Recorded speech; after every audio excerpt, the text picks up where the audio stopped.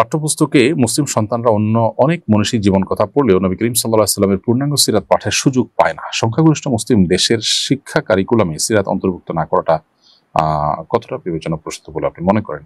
বিবেচনাপ্রসূত মনে করবার তো আসলে কোনো কারণ থাকতে পারে না, প্রিয় দর্শক। কারণ মুসলিম প্রধান একটি দেশে যেখানে প্রত্যেকটা মানুষ প্রিয় নবী সাল্লাল্লাহু আলাইহি সাল্লামকে অত্যন্ত ভালোবাসেন, সেই জায়গায় নবী করিম সাল্লাল্লাহু আলাইহি সাল্লামের জীবন আদর্শ যেটি মানুষকে সত্য সুন্দরের পথ দেখায়, তার জীবনী চর্চা এবং তার জীবন বৃত্তান্ত পড়ানো, এটাকে কারিকুলাম এবং পাঠ্যপুস্তকের অন্তর্ভুক্ত করা, এটা আমাদের জন্য অপরিহার্য এবং এটা গণদাবি এবং জন আকাঙ্ক্ষার সাথে সঙ্গতিপূর্ণ। অতএব এইটাকে ইগনোর করা বা এটাকে এড়িয়ে চলা, এটা আমাদের জন্য মোটেও জায়েজ নয়, বরং এটি সুস্পষ্টভাবে গণ আকাঙ্ক্ষার পরিপন্থী কাজ। আমি আশা করব যে দায়িত্বশীলতার পরিচয় দিবেন সরকার এবং সংশ্লিষ্ট মহল, যে মুসলিম সংখ্যাগরিষ্ঠ দেশে মানুষকে তাদের দ্বীনি চেতনা উদ্বুদ্ধ করবেন এবং করতে সাহায্য করবেন।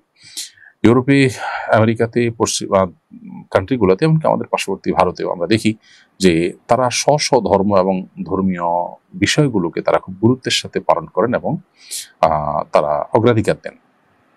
যে সমস্ত দেশগুলো ইসরায়েলের কর্মকাণ্ডকে সমর্থন করেন, তাদের দেশে নাগরিক হওয়ার জন্য অনেক সময় শর্ত দেওয়া হয় যে ইসরায়েলের বর্তমান ভবিষ্যতের সমস্ত কর্মকাণ্ডকে সমর্থন করেন কিনা, এটা স্বীকৃতি দিতে তাদেরকে বাধ্য করেন। দেখুন, আমাদের দেশে ধর্মীয় বিষয়গুলো থেকে গা বাঁচানোর জন্য এমন চেষ্টা করা হয় যে মনে হচ্ছে জাতি উঠার চেষ্টা করা হচ্ছে, অথচ আমরা যাদেরকে উন্নত মনে করি, যাদেরকে অনুসরণ করি, তারা কিন্তু সবাই সেটাকে নিয়েই অগ্রসর হচ্ছে।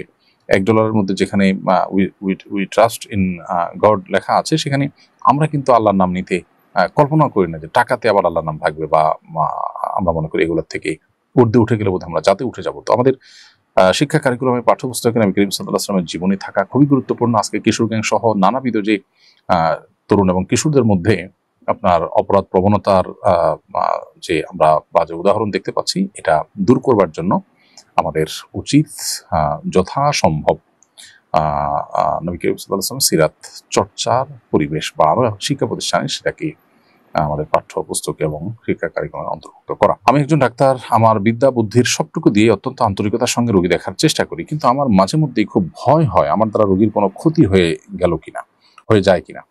আমার সীমাবদ্ধতার কারণে অথবা অনিচ্ছাকৃতভাবে যদি কোনো রোগীর ক্ষতি হয়ে যায়, তাহলে কি আমার গুনাহ হবে? গুনাহ হবে? আল্লাহ না করুন, অনিচ্ছাকৃত ভুল চিকিৎসার কারণে যদি কেউ মরে যায়, তাহলে শরীয়তে আমার উপরে কি আরোপ করেছে? আপনি যদি রেজিস্টার্ড ডাক্তার হয়ে থাকেন, তাহলে সেক্ষেত্রে স্বীকৃতিপ্রাপ্ত ডাক্তার হলে আপনি আপনার সর্বোচ্চ চেষ্টা এবং সতর্কতার পরও যদি কোনো প্রকার দুর্ঘটনা ঘটে থাকে, তার জন্য আল্লাহর কাছে আপনি দায়ী থাকবেন না।